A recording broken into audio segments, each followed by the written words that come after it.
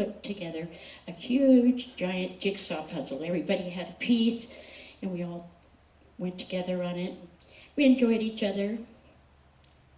The other thing that we did was we went to a park downtown, which was like one stoplight, you know. And this park was fairly small, but it had kind of a fenced area where there were some monkeys and a goat or two. And this probably doesn't sound very important, but we found out the goat was pregnant, and we started waiting for her to have her babies. And I think that really helped me kind of mark time, because I was in the middle of nowhere, where time didn't pass. I was going to be there forever. So I think the mother goat waiting for her baby was a big help. So when we went to the park, my mom would bring a jug of iced tea from home, and then my dad would go to the wrong side of town and get some hot dogs. These hot dogs were famous. Everybody liked Jimmy's hot dogs. They were a foot long, they had chili on them, they cost $0.25. Whoa.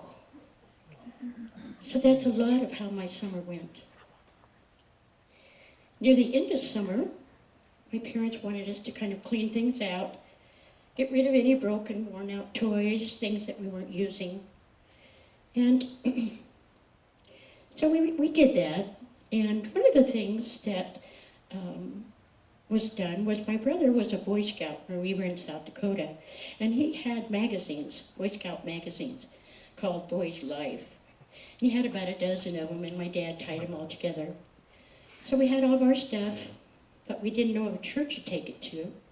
We didn't have any access to thrift stores, so we took it to the dump. And at the dump, there was 2 or 3 adults, but there was one little boy. He didn't have a shirt on, he didn't have shoes on, and he was kind of looking around. And he saw our stuff, and he kind of looked around, and he saw that bundle of Boy's Life magazine. He was ecstatic. Oh, grabbed him up, put him to his chest. You could just see the joy. It was just emanating all around him. And he ran off. And my mom said, "Did you see how happy that little boy was?" Of course. She said, "You know, that might be why we're here in Georgia at this time. We never know who we're going to touch, where they're going to be, or how it's going to end. But maybe we were here to touch him." And I got to thinking, well, yeah, that's the connection with God. I remember now, we have a connection with God, and I really want to be that connection. So I'd wanted to be a nurse. But when I had that experience, I realized I was going to be a nurse. I was going to help people, and I was going to help people help people. And we were thinking about that trip that we made for that little boy. But that trip was for me as well. Because I did find my destiny. I did have that in my heart. And I felt that my connection with God was that much stronger. Last week, when Reverend Georgia was talking, she made a point of saying, what is done to you is done for you. And I think my move from heaven to hell helped me gain my destiny as a nurse. So I was a nurse, got my license in 1969. I did a lot of nursing in women's health, and I did some teaching for vocational nurses. And I think recalling that day sort of burned in my brain and my heart was the main reason why I went ahead to become a nurse. Thank you.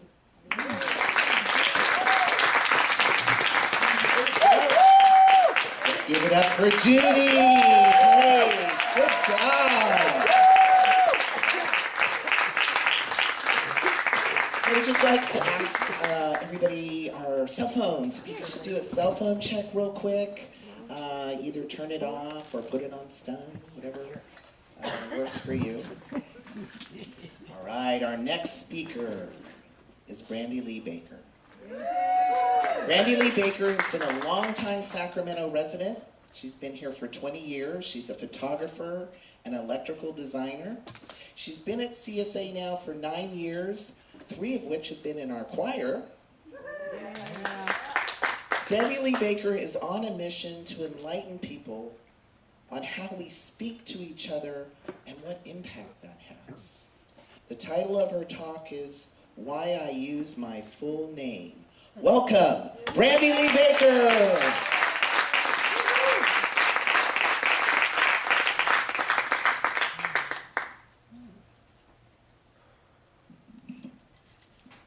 Good evening, everybody.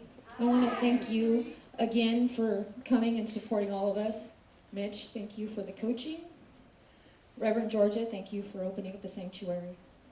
I hope everyone's having a good holiday. Yeah? All right. So how many of y'all had nicknames growing up? Go ahead, raise your hand. I had one too. Actually, I had several. I had so many that the first time that someone asked me my name at a military function with my parents, I think I was like 4 or 5. What's your name, young lady? Trouble. My dad looked at me and was like, no, your name is Brandy. Her name is Brandy. Your name is Brandy, kid. Okay. See, I didn't hear my name at all unless I was in trouble. And then it was my full name, Brandy Lee Baker. And it was never with love or kindness. It was always with anger. So my parents, my father was in the military, as I said, and my mom got to a point in her life that she didn't want to be a military wife anymore, so they got a divorce.